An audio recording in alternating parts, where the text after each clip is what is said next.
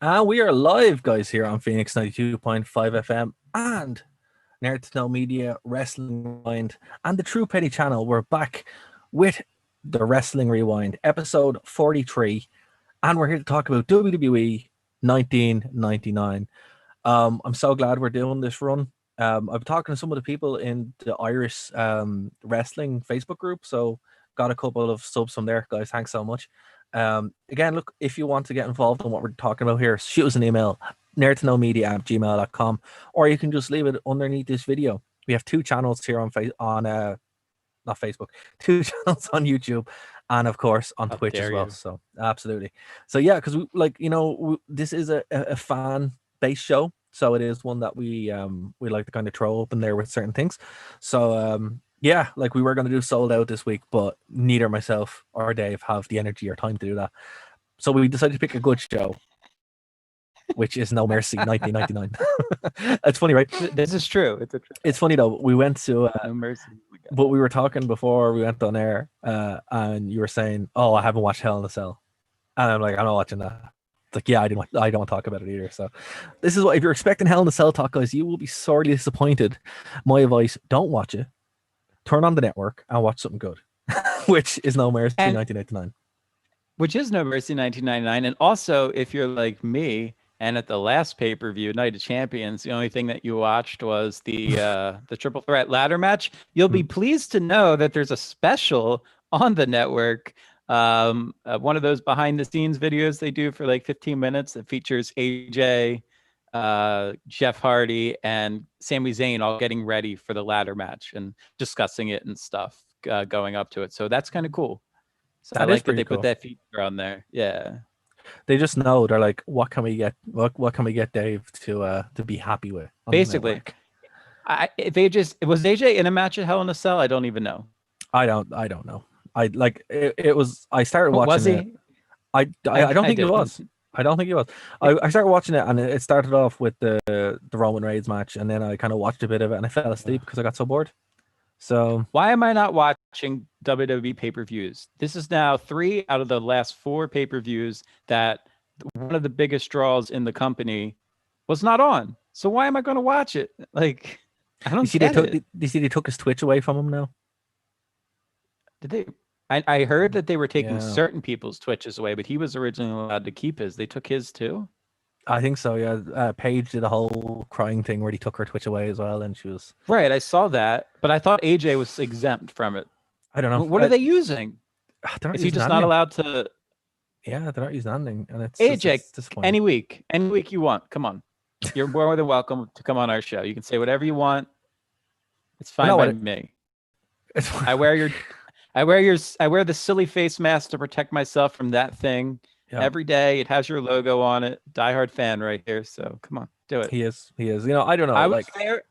I was there for you when Anderson and Gallus were fired. I watched your mixer. Oh, can I still say mixer?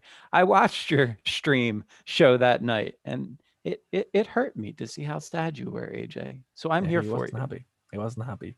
Did have a good match with Jeff Hardy on Raw though this week.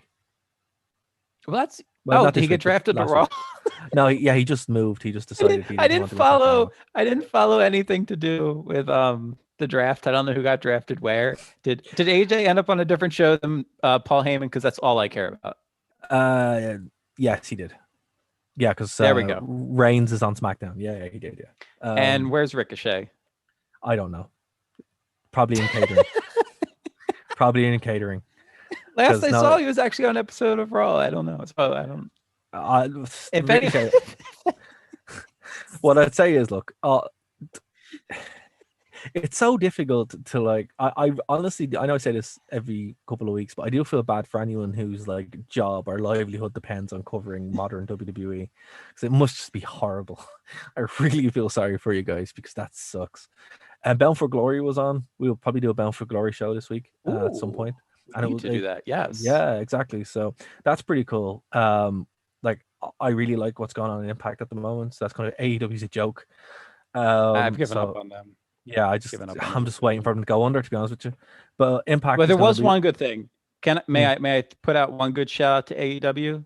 yeah, shoot. Chris Jericho and was it MJF did a Oh, with the duet. Yeah, that That, was fun. that was pretty. That was pretty good. That was pretty good. I'm looking forward to Jericho's return to WWE like every week because I'm just like I miss Jericho on WWE. He was like, There's only 1 year left, right? yeah, I think that's what will happen. I think he'll just come back or else he'll try something He's going to else. retire in WWE for sure. Yeah, absolutely. Like it's this AEW thing. It is what it is. And again, you see some people proclaiming it to be the be all and end all, and you're like, are you watching it? Because it's really not. Like it's none Like, of this is good. It's no, just listen, if we had not had the the whole CV thing come, I don't know. Maybe AEW really could have taken off with live audience. We'll never know. mm, You know what I mean? yeah, Maybe like it could have been better than WCW. Like, we'll never know. All we can judge it on is what what it is. unfortunately happened during this time period. And Mm, it's just like during, I think it was 2008 when the Writer Guild of America went on strike and a bunch of great TV shows got canceled or had limited episodes and lost all their viewers because they couldn't produce because they didn't have the writers for it. So yeah, bad things happen in the entertainment industry, even to great companies that had potential. So it is what it is. At least I'm just Impact's fun. Impact is like I think the main thing with Impact is it knows where it is, it knows what it's doing, and it doesn't go beyond that. And it's great to see. From all reports, Bound for Glory was really good. I know they have a new world champion, so I'm gonna watch it Yes. this week, and we'll that'll probably be what we cover next week, or we'll do a bonus show or something like Yeah, that. I think we Because should. you But know, that's what I like about it is exactly what you just said. They, not to quote The Rock, but they know their role and they stick to it. yeah, They're not trying to pretend to be anything else, and it's one that fits them, right? right? They If actually have this isn't, they actually yeah, have their identity. That's what's great. They have their like when this you're is watching when you're watching Impact, you know it's Impact. You know, right. Yes, it's that not kind of thing. TNA of 6, 7 years ago where they were trying to be WWE. Now Exactly. it's TNA being a step up from Ring of Honor and just Mm. trying to put out a decent product that actually suits their talents. They're not bringing in a bunch of, they do bring in, here and there your people from other companies, but they're not bringing in people over the age of 60 on a regular basis to try and sell their product, which is Yeah, what AEW is. and that's the problem. Like AEW is just it's that's a whole thing in of itself. I just say, look, if you're an AEW fan, you have WWE Network, bang up WCW 1999, and that's AEW. There you go. Like, or watch their show from last from 2 weeks ago. You'll get it again. We watched it, and that's it. And I love WCW, and that's what I liked about AEW initially. But I've seen it, and it just seems to be what it is. So that's what's coming up on our show next week. We'll be doing our first Impact show, which I'm excited about. Can't Um, wait. so that's going to be good. But we have No Mercy 1999 to get through. Now, what's Yes. interesting about No Mercy 1999, obviously, it shares the nomenclature with arguably Mm. the best wrestling game of all time. It's up there with SmackDown vs. Raw 2007, in my personal opinion. I like to. 2005 has a GM mode, doesn't it? Or 2006 has a GM mode. Whatever has a GM mode I was was my I favorite was one. I was never a GM, even in like FIFA and such. I was never a GM fan. Really? It's just not my thing in video games. I don't Oh, care for okay. the simulation. I want to actually, don't get me wrong. There's some things in life in which simulation can be fun, but on the Hmm. other hand, sometimes I just kind of like to get myself wet and really enjoy things. No, that's fair. Like I would say, I would still be a huge. I think it is an American Euro thing, where like we seem to really like simulation games because like Football Manager is such a big thing over here as well. That to be honest with you, I would really like WWE to just release even a mobile game that's GMO just You had to do it. mentioned that. I remember you said, "Hey, this year instead of battlegrounds, just do a GM mode, They should have and done that. then you don't have to worry about it." They should have I don't really think it done would that. have sold well in the US, but maybe it would have sold well internationally. I'm not Well, sure. the thing about it is, it's like I have whatever that SmackDown game was released for the PSP. I have it on pretty much everything for no other reason than I like playing GM mode on the go, and I Well, play that it. makes So sense. I think it's something they should really look into. Like it might not sell in the US, but again, you guys, Football Manager and stuff isn't really a thing for you guys. No. It'll probably sell huge here, and it'll probably be a hell of a lot better than Battlegrounds, because Battlegrounds was terrible. It was really Well, you know bad. what? So I didn't even bother to use the Steam code. I just straight up refused to. I didn't even give it the credence. But maybe since we were just talking about Impact, and oddly enough, they're actually kind of bigger. I don't know if the numbers still stack up, but they used to be bigger than the WWE even was in the UK and Ireland. So maybe rolling out a GM mode style game for Impact, that wasn't high budget, that could be a or good idea. like a Yeah, MOBA game, maybe. yeah. Not Okay, that'd be bad cool. idea. Definitely You can worth a send me your pitch. royalty checks. Absolutely, definitely worth a pitch. We might have that conversation at some point. Might How have to to do pitch them. Yeah. it. Okay, so moving on back to the actual our No timeline. mercy. So we've been That was covering shows. N64, man. Oh my gosh. Was in Such a good N64, yeah. game. So moving back to our timeline. So we've been covering a couple of shows from 1999, and obviously SummerSlam, Unforgiven, Rebellion, No Mercy, and then into Survivor Series. I can't wait until you see Survivor Series. I'm really looking Do you know? forward to it. I really want to see this kennel match, and it was not on No Mercy. It wasn't on And No I don't Mercy. know when it's happening. It's in Unforgiven. Unforgiven. We need to jump back to Unforgiven next week. We'll do Unforgiven next week after Bound for Glory. So Because you teased me, and I I thought it was did. going to be on this No, card, and I it's not on waited this the card. entire It's night. not. But I wanted to And I jump had to ahead. watch stupid Triple H be stupid Triple H, and there had nothing to do with a dog anywhere, and I was very upset. No, because this is over. This is like they've ended this angle. So, if anyone watching this is waiting for the Kenneth helmet, we will get to it next week. I promise we will get to it next week. So basically, right, this whole thing is like the transition point away from everything that we've kind of covered, and working to write out Stone Cold Steve Austin. So this is when you start seeing the real rise of The Rock, and you start seeing the rise of Triple H, and kind of that gradual phase out into what you'd see 2000. So this really sets up an awful lot. Plus, you start seeing in this as well the change in the way the card was done and the tag team division. There are some like seminal moments in this, and I wanted to kind of just watch something really good that I knew was going to be good from start to finish, and this is one of them. Unforgiven is great, but it has some absolute clunkers. We'll get to that next week. You'll see why I chose this one to cover first. So I have to start with the most obvious thing about this show, other than it's from Ohio. That's not really obvious, but the most obvious show part of it is Vince Russo isn't writing it. Ed Ferrara isn't writing it either. They're gone. Their last show was Unforgiven 1999, which we'll cover next week. And basically what this means is they completely changed the way they were writing the show. It's gone totally. Oh, you can tell. Yeah. So it's why there's that clunkiness now as well, and you see it most obvious with China and Jeff Jarrett. So yes, it was supposed to be a best of 7, apparently, a best of 7 as well, apparently, but didn't happen that way. And also Jeff Jarrett was on the way out. Sorry, the best of 7 was supposed to be a ladder match with tag teams. So that was changed, and it became the Terry Invitational, which we'll cover when we do. But the Jeff Jarrett. This? The Jeff Jarrett. I don't mean the show. No. I just mean this is the second weekend again that I need to complain heavily about whoever the heck wrote this Wikipedia article. Yeah, that it totally threw me off there when I was going through it. Yeah, sorry. So I'll explain the tag team thing in a bit, but the actual the China Jeff Jarrett thing was completely changed as well, because Jeff Jarrett basically held Vince McMahon up for money.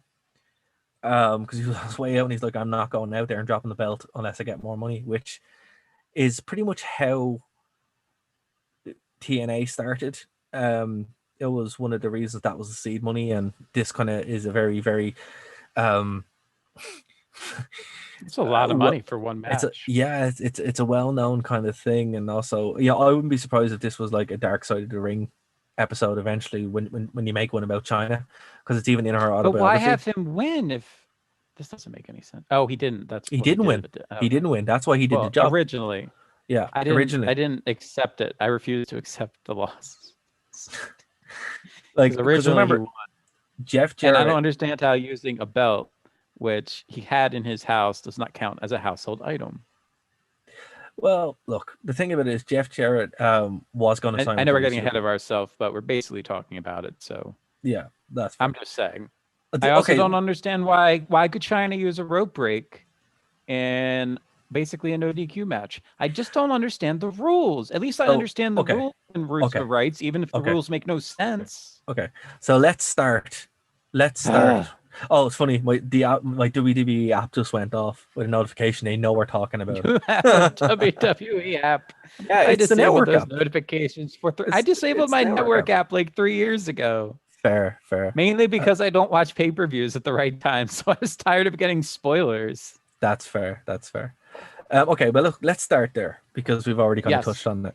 So this was Yes. the fourth match of the night, and it was a good housekeeping Mm-hmm. match for the WWF WWE Intercontinental Championship. The worst 8 minutes of wrestling you'll see, but also First of some of the all, that best. is not a pun. That's literally the name of the match. Yes, a He's not good saying this was housekeeping good match. housekeeping. He actually means the name of the match was a good housekeeping So match, the which I storyline, loved. I so thought it the was fantastic. so the I loved all story, the spots. I so the did. I really liked this. I'm surprised by your reaction. No, no, no, please no, tell no. me about the story. You don't even I care what I have to say. No, no, I go. No, do, I go do, on. I do, I do. You don't. You don't. Tell me I just had about the to, story. I just have to set the table. You're gonna Get it? set the table Yeah, for a good get it? Get housekeeping. it? I get what you Yeah. mean. You may Yeah. you Okay. may proceed. So this whole thing was basically set up around the chauvinist Jeff Jarrett angle, which we saw all the way back around SummerSlam and a bit before. So Big this fan was of kind it. of like, yeah, it was probably his best run, to be fair, except for his TNA run, which was really good early on. Oh yeah. So yeah, look, I thought this was great, and it kind of came to an end because Jeff Jarrett was leaving to go to WCW, and they're like, right, we want to get the belt on China, which again would then lead into her feud with Chris Jericho, and we'll get to that because that's a really cool feud in and of itself. But um, because they really ramped up this chauvinism thing, which would kind of be China's staple, even with Jericho, in a Mm. couple of weeks, um, it was decided to be a good housekeeping match, which is I wasn't sure what to expect, honestly. Like as a kid, I did, it was weird watching it anyway because you didn't really. It was such a weird kind of thing to do. But even as an adult going back and watching this, I was still like, okay, well, let's see if this is still as strange as I remember it. And it was, and I did like it. I didn't hate it by any stretch of imagination. It's just it's such a weirdly paced match. It's just a weird thing overall. And like, fair play to Jeff. Like, obviously, he's getting paid a boatload of cash to be in this. Obviously, Oh my gosh, he took like so much it punishment. took so much punishment. So I'm like, well, he kind of earned his money. To be fair, he really does get his bell rung a couple of times. You But can look, I ring didn't. my bell a couple times if you're going to pay me $500,000. That's fair. At least he used it Hey, for something good. To be fair, his company's still around. Oh, by the way, he was on the pre-show. well, He was on the pre-show for Hell in a Cell, and I didn't realize it was him. I'm like, oh my god, Jeff Jericho. oh really? Really old. Yeah, I was like, wow, that's crazy. Um, You but didn't yeah, watch Hell in a Cell, but you watched the pre-show? yeah, because as I said, like it was on at like 10 o'clock because it was great. I was like, in Ireland, the clocks go back before you guys, so it was Mm. on really early, and I'm like, yeah, I'll watch the pre-show, and then I fell asleep when the show was on because it was so boring. But I like Jeff Jarrett. Jeff Jarrett is really cool, and he I is, like him you more know, now, having gone back and watched the Attitude Era and really seeing him in his yeah, like first prime his than I WC did in TNA. Because his don't get me his wrong, TNA he's good, he's a heel, so I never he's like loved great. him. You know what I He's mean? great. Like I love Jeff Jarrett as a kid. I thought his gimmick was just gas. Yeah.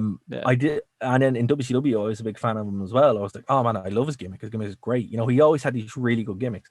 And then in Impact, just being that unstoppable guy who someone had to be, that was like, oh well, he's like, an off-brand Triple H. So obviously, I liked it. Mm. It was It a was, big deal when AJ beat Jarrett. Like that it was was a a huge deal. big deal. And it was a huge deal when Raven beat him as well, and Ken Shamrock. Like Mm. these were like That's right. Yeah. pivotal moments. So like his career, he gets this specific thing, and the way it was written into WWE lore and then expanded upon during the invasion when they bought it with the slate of WrestleMania. Not WrestleMania, the the last Nitro, people bought into it. Oh, Jeff never drew, or Jeff was terrible. It's like, no, he actually was quite good. It's just, the victors wrote the history, right? So you go back and watch it, or you watch TNA, and it makes a lot more sense. But this Why do was you think people still legitimately believe that? Never mind. It's off topic. fair, What is but continue? no, but people always do kind of believe it as well, and it's something now that I think with Jeff being back on WWE TV, if you haven't seen it, like my goal for this show is to really kind of like shine a light on the Attitude Era in context and in its time, but also any show we do to kind of give that context. And this one has been like mythologized and expanded upon and lied about. The match itself was pretty bad as a match, but it also was pretty amazing as a match. But it was so weird. And I think do you think it would be fair to say bad as a match, great as a storytelling match? Exactly. That's exactly what I was getting at. So from a technical standpoint, it's some of the worst wrestling you'll ever see. But from an actual like performance story, it really it makes China, right? It actually like Jeff Jarrett made China, right, into a legit main eventer. I know she was in the Royal Rumble and she did all this kind of stuff, but this really put her on the map as far as right. She has beat this despicable heel, this despicable misogynist who hates women or whatever. And I that forgot really, how beloved China was. oh That yeah, was very man, apparent she was watching this. so beloved, and which, considering how terrible her ring gear is, totally blows my mind. But at the same time, she only got that way because Jeff was so good as a heel. Mm-hmm. Like legitimately, you're like, oh man, you're such a horrible, what? Like how you're saying this kind of stuff, and you'd see him like pay women to like hoover in the ring and then put the figure 4 on them, and you're like, wow, man, this is, I never saw a heel do that as a kid. Like I never really, because obviously I just always liked the heels as a kid. No way, but I always was like, and I was just like, I've never seen someone do that before. That's insane, right? And it was just so believable. We're like, this one will do anything to win, even that, and I just you're just drawn to him. Just such a magnetic character. Having China come in and do that, she could have been terrible, and she wasn't like the best wrestler in the world, but she was pretty decent. Now her matches with Jericho and Bob Holly later on, yeah, Jericho has some stuff to say about that in his books. But I always thought she was competent, but having this specific match really kind of elevated her up beyond just being Triple H's sidekick, being her own wrestler. And I think pairing her with Miss Kitty was great as well. She'd eventually become the Cat. And actually, I love Miss Kitty, and obviously there's the connection there with Jerry Lawler, but his reactions are so funny. But do you know who brought Miss Kitty in? Probably some lady that was walking down the street and was like over 70 years old and didn't have any friends in her apartment complex and had some leftover cat food. Jeff Jarrett. Oh, you mean the wrestler? The wrestler. Jeff Jarrett had Deborah. Deborah walked out on Jeff Jarrett eventually. No time for my nonsense. No, I don't, because there's so much context to get through here. And Miss Kitty was introduced as a valet for Deborah, and eventually she ended up taking over. She left and joined up with China, and then eventually would marry Jerry the King Lawler, and Jerry the King Lawler would leave, and that's how we get the amazing commentary team of Paul Heyman and JR, which is my favorite commentary team. By the way, okay, that's a lot of history in one breath, but before you just completely filibuster me out here. No, it's a question. I just have one question. Just have one question. No, forget your question. You're not recognized by the house. Okay. I actually really like the concept. Yeah, I really like the concept of having a female valet for a female wrestler. They don't really do that much. They kind of did it with Peyton Royce and the other Australian chick. I'm so sorry, I forget your name right now. And it worked, but they were like each other's valet when the others were working, kind of how the Bella Twins did it. I actually like that. I don't know. I think it's You, fun. you can look, but you can't touch, right? Oh my gosh, who is Peyton Royce's tag team partner? I feel so I bad. don't know, dude. I Well, don't it's know. modern WWE. Why would you know? Yeah, I don't care either. Like it's just if I can't remember the names, they're not important. You Um, are. You are. You're beautiful. Please disregard this Irish fool. I just can't remember your name. what I will say, and the question I was going to say before I was rudely interrupted by interrupting my Mm, filibuster. Um, yeah. Tonight, Masquerade the hat and the cat. The exactly. cat in the hat. Oh my god, I can't even speak tonight. You're welcome, Irish radio. Tonight, right. So during this show, obviously we had Jerry Lawler at his most Jerry Lawlerness. Did you have any good Mhm. quotes? I was out. Oh my gosh, I did have one. Oh, there's something about getting it up at one point with Miss Kitty, I There believe. was a lot of I it. love Yeah, that one. yeah. Yeah, that was great. There was none like crazy offensive, which is I was kind of No, expecting there to I be. was surprised. He was There was. just I don't like even think he mentioned puppies. I was he, disappointed. cause no, he was too busy like lusting after Miss Kitty.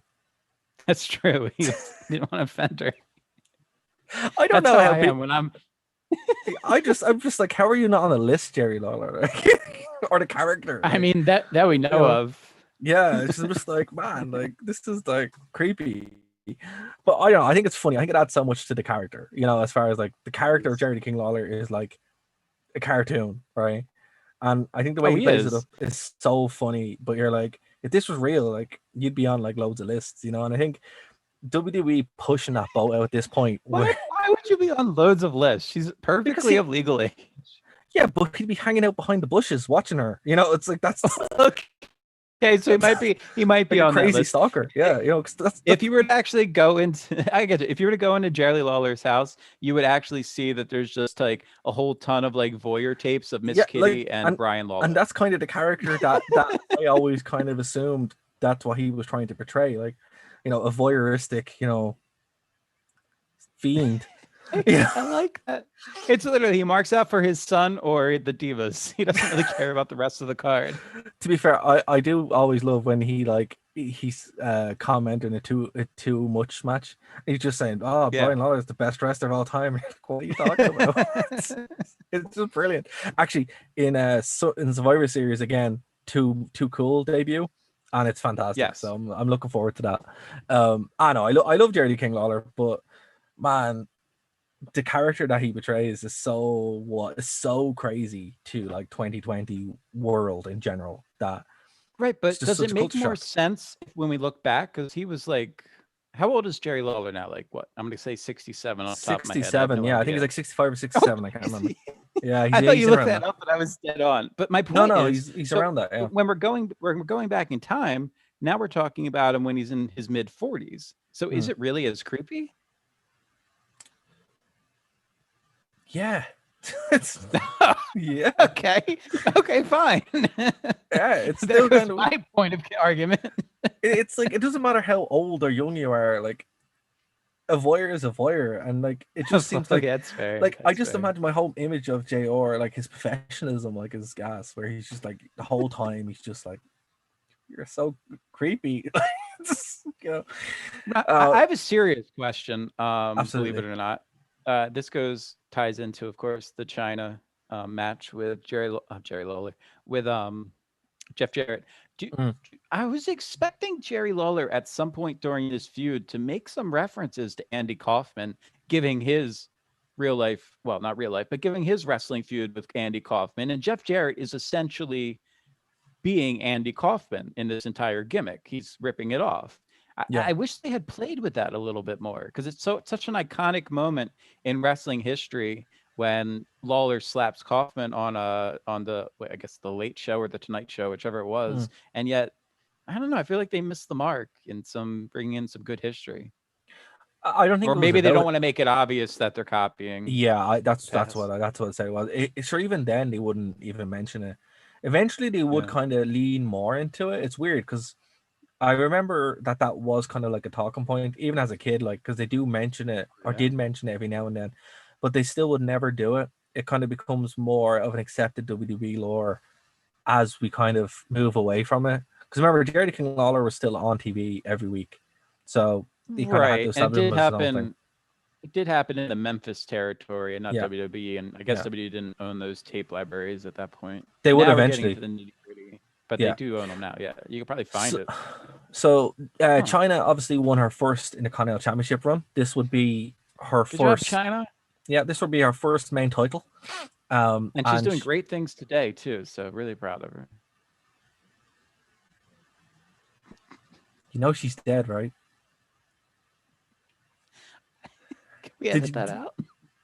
did you know she was dead? It was really off color. All right.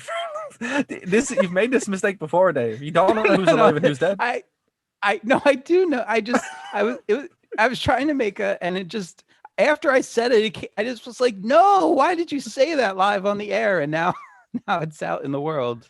Send your hate mail to at Dave Stevens. Yes, on yeah. Twitter. Please send your hate mail to adamiowa@gmail.com. Oh my god. Oh my god. Please don't. Please do. He also enjoys BBW pictures, if you're wondering. Oh Anyway. wow. That's a deep cut. That's a deep cut back to the. I'm really cutting back to the network. Well, Yep. okay. You're welcome, people who don't have any idea what just happened for the past 2 minutes. Unless you're following the rest of you Radio Network 10 years ago. Yeah, you have no idea where we're and talking I've been about. listening to our shows consistently Yep. and know of my track record. Absolutely. Oh, not track. I shouldn't use that term when referring to China. I'm not trying to. Okay, so well done, China, from 1999. That was a big win. So let's go to the start of the card with one of the best wrestlers on it. Midian was defeated, sadly, by the Godfather in 7 minutes. I was sad to see Midian lose. I was sad. Oh, this had a great line from Lawler in it. He said something along the lines of, because Midian, who was ringside with Midian? Oh, Viscera. Or whatever his character's name was. And he did some really great interference. And one of the Godfather's hussies didn't have that great of interference. And I think it was JR actually said, the Godfather needs to get some tougher hose or something along that line. I was like, line of the night. That was the one. Well, remember, Godfather's hussies weren't called hussies. They were called hoes. They were working women.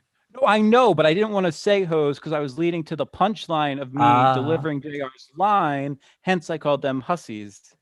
Well, see, they were never. I did like the fact that Godfather would come out and like offer them instead of wrestling. I thought that was always kind of like that was lost on me as like an 8-year-old. But as an adult, that was lost on me too. You pointed that out. You're right. Yeah, that is a clever little. Like that's what he would do. That would be his thing. And then that's despicable. Yeah, I love it. But depending on who do you wear, sometimes he'd be like, "No, I'm not going to offer you a hoe or anything like that." And you're like, "This would just not fly." This would just not fly at all. I need to clarify. It was not about whether she was alive or dead. It had to do with her trajectory in the last few years of her life. That's what I was trying to reference. We're just gonna move on. It's gonna move on from it. It's gonna move on from it. It's okay. You're welcome, subscribers to my channel that are checking out this new show for some bizarre reason. The next match had the Fabulous Moolah, who were going to have to part. Remember what I said about when we're talking about Benoit, Owen Hart? You're going to have to just partition it like a hard drive. not talking about the horrible things that they have allegedly done or not done or happened to them. I see. I don't have to do that for Moolah because I don't believe it. Okay, well that's okay. So the Fabulous Moolah. I completely disregard everything in that Vice documentary. I completely disregard everything that came up with the whole social needing to remove her from titles. No. Fabulous Moolah is awesome to me, and I love her. She was amazing in this match, and Mae Young taking bumps off the apron multiple times was freaking amazing.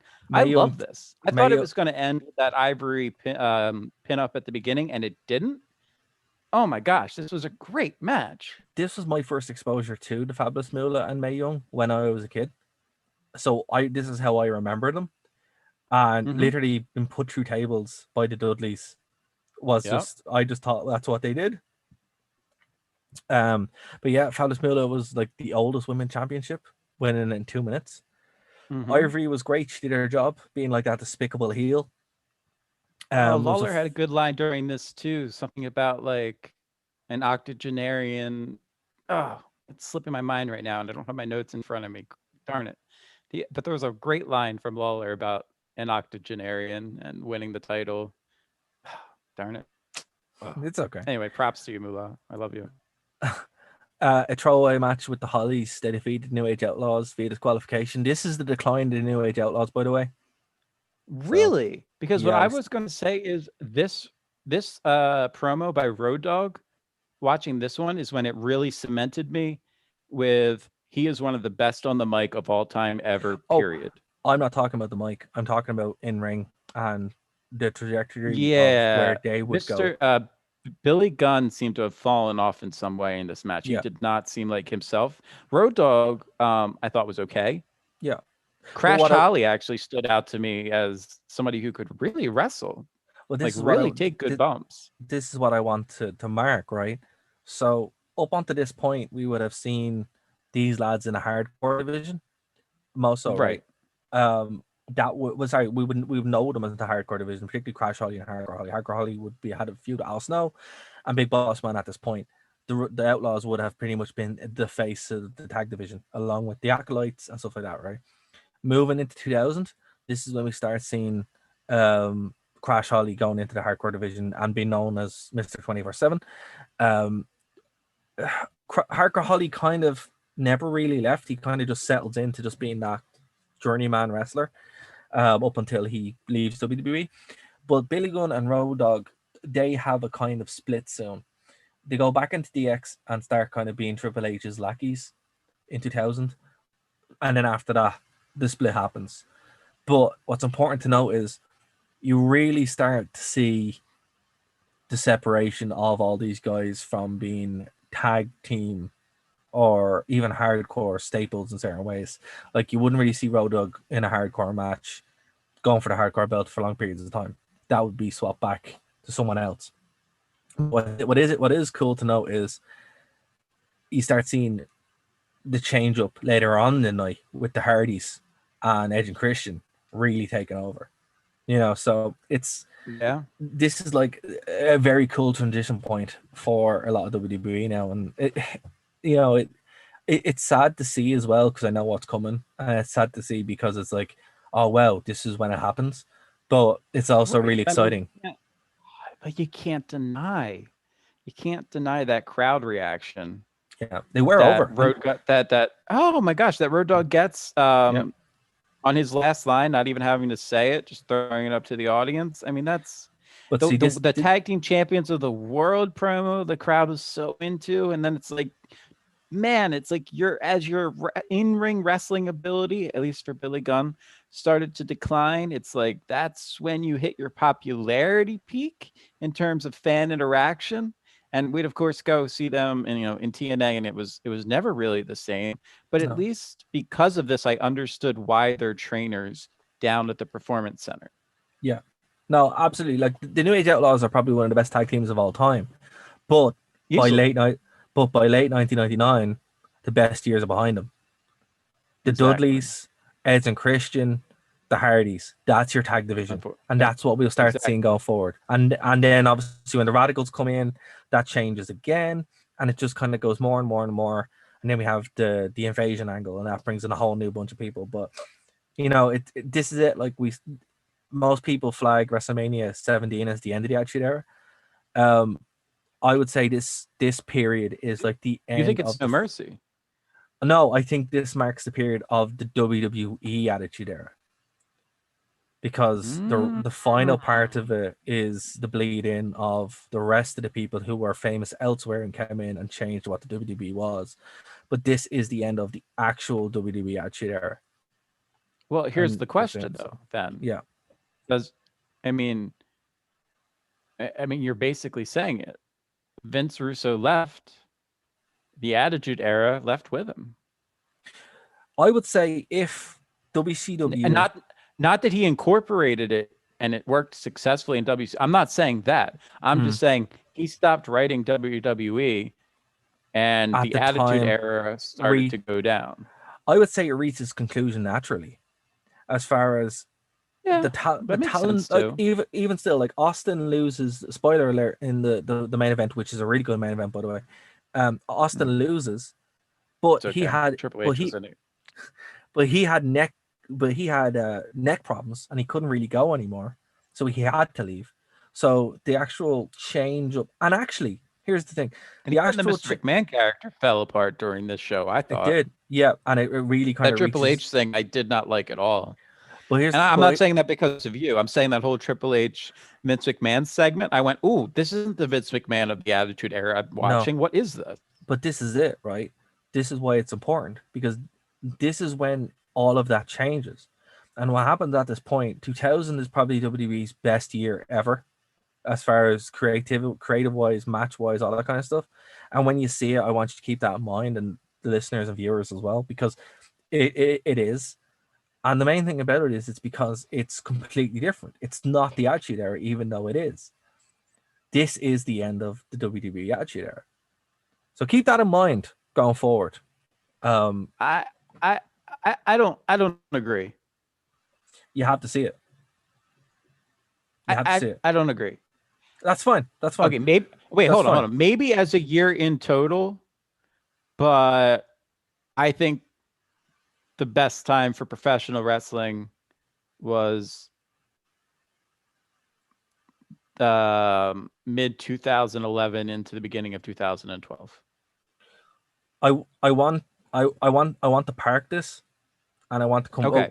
I want to Okay. park it, and I want to come back to it, because it's something that, After I've seen, that's fair. yeah, after Because you've I seen think it, the summer of Punk and then Punk leaving, yeah, the rise of Brian, I just, yeah, no, and I'd say, like, in a sense of modern WWE, absolutely, I 100% agree with you. I'd say it's close to it, but when you see what 2000 actually was, you will actually understand what I'm getting at. Because you mention wrestling to anybody nowadays who watched it, and they will remember right, 2000. right. They will remember 2000, and the reason why is because it was all there. That's when The Rock kind of go. But I want to park the conversation, because it's pretty much going to be our entire show next year. It's just covering 2000, right?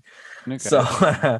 I yeah, could definitely tell in this show that The Rock was at a far bigger place than he was two yeah, pay-per-views ago that we watched. absolutely. For sure. This is a complete reset, because Vince Russo's gone, so they had to figure out what they were going to do, and you can Rest in see in peace. this exactly they completely just kind of reset everything, and they're going forward. And from this point on, well, actually, no, not from this point. Survivor Series is like a continuation of this in a lot of ways. After Armageddon into Royal Rumble, that's when you start seeing this really big shift. So that will make sense. We will get there, but keep that in mind. So look, as I said, Triple H, Stone Cold Steve Austin, not much to really say. It's a good match.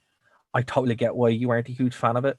I It just thought it was kind of boring. And I it hate was, but matches where their matches always were. Triple H and Triple H and Stone Cold never really had a good match, to be honest with you. my issue my issue isn't just like, okay, I agree that the chemistry, there's just something that's lacking Something there. off always, and But everything every time they and did it. Yeah, right, but that being said, I just I don't know. I hate matches where you just focus on one limb and you beat it up and then the wrestler can't use it. Like with Austin, it doesn't make sense to take out his knee. The stunner doesn't require, he could just use his other leg to kick you. Like the stunner's not a the move that's going to the, be the complete reason compromise. the reason why was because it was like, when at this point the whole thing, because his neck wasn't injured yet. Well, it was, but it wasn't storyline injured. Um, Right. when he comes back, they would change. They would like a Triple H Austin match would be him focusing on his neck instead of the knee. At this point, he had the Okay. knee, so the surgically repaired knee, as JR said about 70 million times. That's what the story was. So that's why they did it.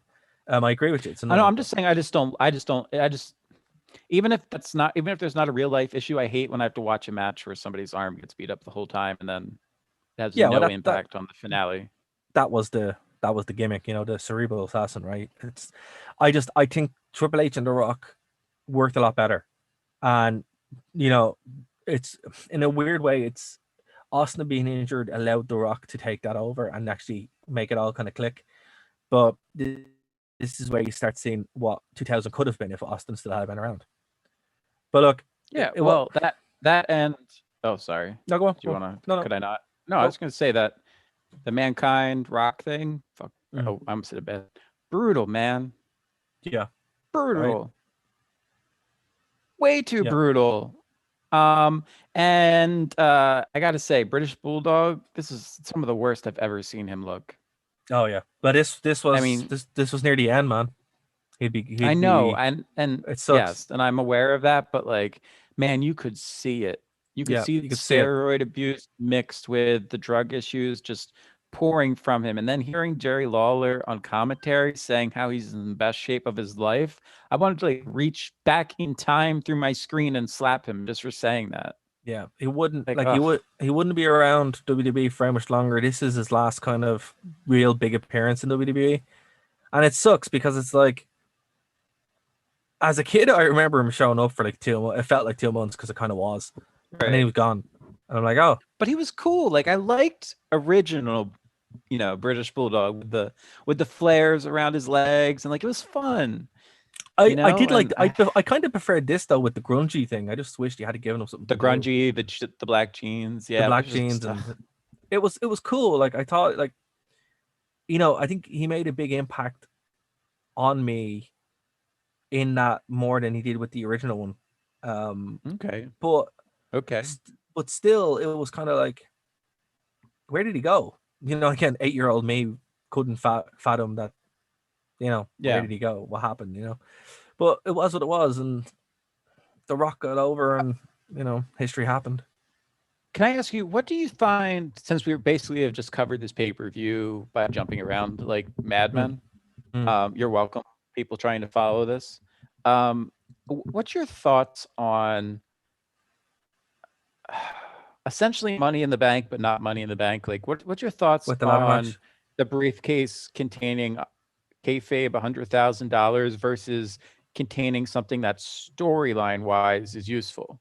but what I Now, will say, if okay, somebody can look it up and you can show me receipts and show me that the Hardys actually legitimately got $100,000 for winning this match, they won, right? Did I mix that up? they did, yeah, they won, yeah. Yeah, yeah. Like if you can show me So, that, so, okay, they got a bonus, so fine, but before, I don't before, like this. before I answer it, right? So, Val Venus defeated Mankind in a terrible match. X-Pac A defeated, brutal match, but that's what I was trying to. I was talking yeah, about the Rock, 'cause I think the Rock with the sledgehammer, but oh my gosh, Val Venus like killed Mankind's back of yeah, his head. it really wasn't nice to watch. I hated that Not match. fun. I did Yeah. not like it.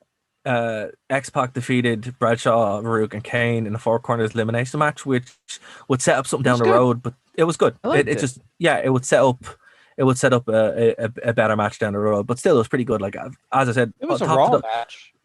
that's exactly what it was. It was a Raw match. Yeah, The card in total, there's not really a bad match on it as such. There's just the good. There's a lot more good than bad. Um, I'd agree. I'd agree. so look, the main talking point of this to finish off the show, because we have about 13 minutes, was this new brood with Gangrel versus Education ladder match. Right. Okay. So that's your question. This is the first time this was done in WWE where they'd hang up a briefcase with the money. Right. Um, I And this don't is why think we that. watched for the listeners who may have been listening a couple weeks ago. The reason we watched this match is we have been going through all of the TLC matches Mm, and some ladder matches. And Dara wanted to show me this is when it went from your Shawn Michaels, Scott Hall Razor style Ramon. ladder match to be totally reinvented. Yeah. Thank So you. this Thank is. you for the kayfabe Razor Ramon. I appreciate that. You're welcome. So this is the match where everything changed. Right. Even the over the top camera, that was introduced in this Oh, match. oh, you're You right. know, That was the first time this was yeah. used. Okay, So there's so much in you this that set we it can't. up Yeah. because So I'm going there's to complain a lot. So you set this that's up okay. No, first. that's okay. What I'd say is watching this match now is Mhm. the equivalent, and complaining about certain things in it that don't really jive is the equivalent of watching um Aliens and not be or oh yeah, we'll go Aliens. Watching Aliens and being upset with certain things that you don't like, or watching the original Terminator and pointing out that it's Wait, very time out, cliche. time out, time out, time out, time out, time out. Time out. We're just going to stop right there. Even though we only have a limited amount of time left, you cannot, with a serious face, tell me that Aliens did not completely dissect and ruin Alien. The aliens should not have been that easy to kill. They should Okay. not have been so numerous Okay. and running around so fast. The creep factor is completely gone. For goodness sake, Dara, Halloween is freaking tomorrow, and you're going to tell me that Aliens holds up as a good movie and doesn't at all tarnish the legacy of the original Alien and what Sigourney Weaver poured into that movie emotionally? How dare you? Well, first it's Halloween today, so happy Halloween. I mean, depends on where you are. Exactly. Happy Halloween. But what I'd say is it's like I was more saying from an action standpoint as an action movie. Both those things kind of reinvented the idea of what an action movie is, but have been done No, so I much. get what you're But saying. I actually do agree with you. Like Alien is a better movie than Aliens for like a horror factor. But what I'd say is Hold on. Last night I had the option between watching Alien, the first one, and watching Mother, the Darren Aronofsky movie, because I wanted to watch something, horrifying for Halloween. Don't watch Mother, no, Mother's not good. especially if the person you're watching it with doesn't understand all the biblical allegories, because they'll just be sitting there going, what's going on? And you'll be sitting there going, oh my gosh, this was such a cool connection. It's way too much of a thinking movie to be scary. Yeah, like it's not good to watch as a horror movie because it's not. No, it's not. but it's Darren Aronofsky's a genius, and it was incredibly well directed and made and everything. But I mean, good Lord. It's a good movie as as you said, think about the movie. But if you're watching for something scary, it's not good. Should have watched Alien. But Dara told me to watch Cam a week ago, and I made that mistake and got put in the doghouse for it. Oh, yeah. Thanks. Oh. Thanks. Oh, yeah, you weren't thanks. Oh, we'll talk about that later. Okay, so what I'll say is back to this match. So I'll say about this ladder match, right? As I said, it's in that kind of equivalent idea where it did so much and it was so revolutionary, but 20 years removed, where we've seen crazier stunts and we've seen these kind of been refined, and even like a ladder match, with AJ Styles and stuff like that now. It's very antiquated. But what you're telling me, let me see if I can translate this for myself in the audience. What you're telling me is don't get upset that they did spots just to do spots and forgot about climbing the ladder to win a match. Because that's my biggest gripe. This is the first ladder match I saw where they weren't climbing the ladder to win.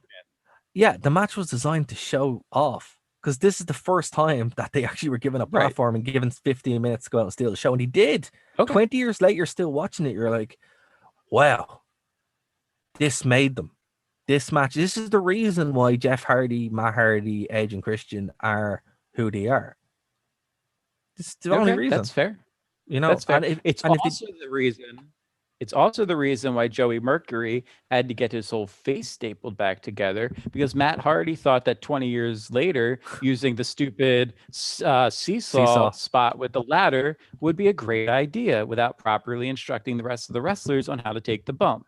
And then he wouldn't go and visit him in the hospital, because Matt Hardy is one of the worst human beings to have ever graced this planet. What I will say to that is that's the only reason why I watched that pay-per-view. Because I wanted to see that spot. So. I'm sorry. Awful. It's the only reason I wanted to see that spot. So I was like, oh, whatever. Paul London did great in that match. Screw you. I know, we know the real reason. But but anyway, look, what I'd say to you is I do understand the criticism. But what I will say, it's an amazing match. I'm nitpicking. I don't like ladder matches where you don't climb to win, man. But I understand that it's starting a precedent. In context as well, like that's it. These were like the shock value of seeing stunts that you never would have seen before. Well, these were jobbers. I mean, I'm sure it blew people's minds. But these were jobbers. That's it. Like these were like guys who, Edge and Christian. Like Christian was a light heavyweight champion. Edge won an IC belt for like a day, and the Hardys literally were jobbers, right? They knew if we don't do this now, we're probably not. And they had like an invitational tournament where they had a couple of matches, but they were like, right, if we don't steal the show, we're never going to be able to steal the show. So I totally get why they did it, and obviously it worked out well because they're millionaires. But isn't there a quote from Matt Hardy, something along the lines of, "This is the match that turned us from WWF wrestlers to WWF superstars"? I would believe that. Yeah, that's exactly it. I read it off Wikipedia, so it's probably true. Well, it made them legends.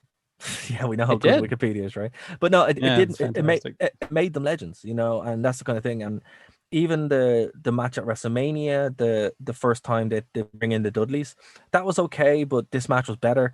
TLC 2 would obviously blow it away at 17.